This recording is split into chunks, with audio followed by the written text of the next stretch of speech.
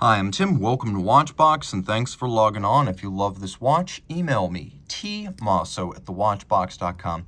It's in the description below, your purchase and pricing email question line for buying this or any watch you see on any Watchbox platform. Please reach out to me directly for pricing. Email tmosso@thewatchbox.com. Today, we are discussing the Rolex Oyster Perpetual Day-Date 40 in Ever Rose Red Gold. This is reference 228235, 40 millimeters in diameter, 12 millimeters thick, and from lug tip to lug tip, 47.2 millimeters with a 21 millimeter spacing between the lugs. This model launched in 2015. Now the watch wears well on my wrist of 16 centimeters circumference. It is more substantial than the traditional 36 millimeter Datejust, or Day-Date for that matter, but it does not wear like the Day-Date 2 that was made from 2008 to 2014. That watch can be as much as 53 millimeters across the wrist. This one is just over 47. Now you can see it easily fits underneath a cuff, and it wears well underneath the sleeve. So it is a formal watch. It is a dress watch by Rolex standards, but we'll see it's also a sports watch later on.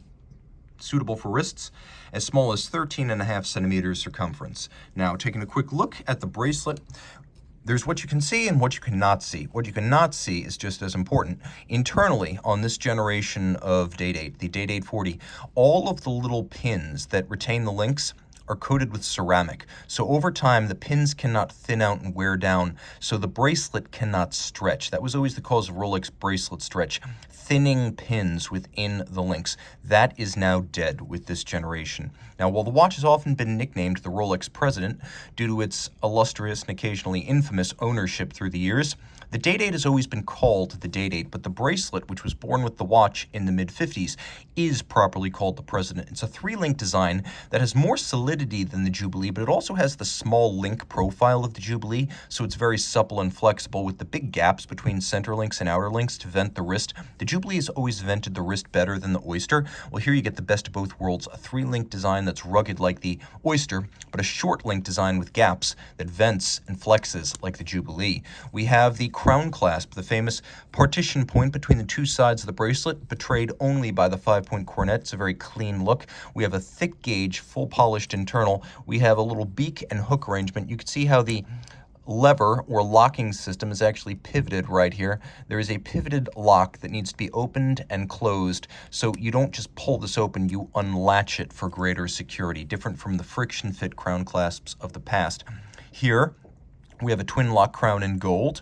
When you have a twin lock crown with two dots, that means it's a twin lock in gold. When you have a twin lock in platinum, for example, it has one big dot. Screw down crown, screw in Oyster style case back, 100 meters water resistant, fluted bezel, beautifully defined, twinkling like a cut gem, graceful case lines, tapered lugs, everything of high polish. The dial has a laser cut brown metallic dial, and you can see it has a lovely sort of a pyramid, a lovely sort of shallow hobnail that's been cut by laser. We also have rose gold Rolex crown, indices, and hands. And the watch has plenty of luminescence. Not all Day-Date 40s are luminescent, but this one is, and you can see Rolex's own proprietary chromolite blue lume. The dial features gilt or rose gold printing, and it has two features to allow you to set the watch more precisely. We have a hacking seconds function to stop the movement in the seconds hand, and then we have a double quick set so you could set both the date and the day by turning the crown in opposite directions. Internally, we have a new movement from previous generations of the big Day-Date. This is caliber 3255. It's an automatic winder with a rotor bearing rather than the old 3155's jeweled staff. So we have a rotor bearing for greater efficiency and shock resistance. We have a 70-hour power reserve now, hacking seconds, quick set, COSC chronometer certified. Rolex then goes one better and takes the certified chronometer movement, cases it up, tests it in 6 positions, and it needs to run no worse than -2 + 2 seconds before it leaves the Rolex factory. That is the basis for that term, superlative chronometer. The watch uses a beat rate of 8 beats per second or 4 hertz. It pivots on 31 joules. It has a handmade Breguet overcoil hairspring to help it ace all of those timing tests regardless of its physical position. That hairspring is made of a blue oxidized niobium zirconium. Rolex calls this Parachrom blue. It is highly anti-magnetic. The watch also features a full balance bridge and a free sprung index. These two features cumulatively adding up to better shock resistance and easier precision adjustment. Finally, the watch uses all Rolex lubricants developed in-house and even uses Rolex's own special Paraflex shock protection system. So this watch is all Rolex. Rolex also has its own foundry. It makes its own golds, and this is Everrose. It is a red gold that is more red by virtue of a higher copper content and more resistance to fading over time. So that resistance to fading comes from a higher percentage of platinum in the red gold compound used. And of course, most rose red and pink gold will fade over time.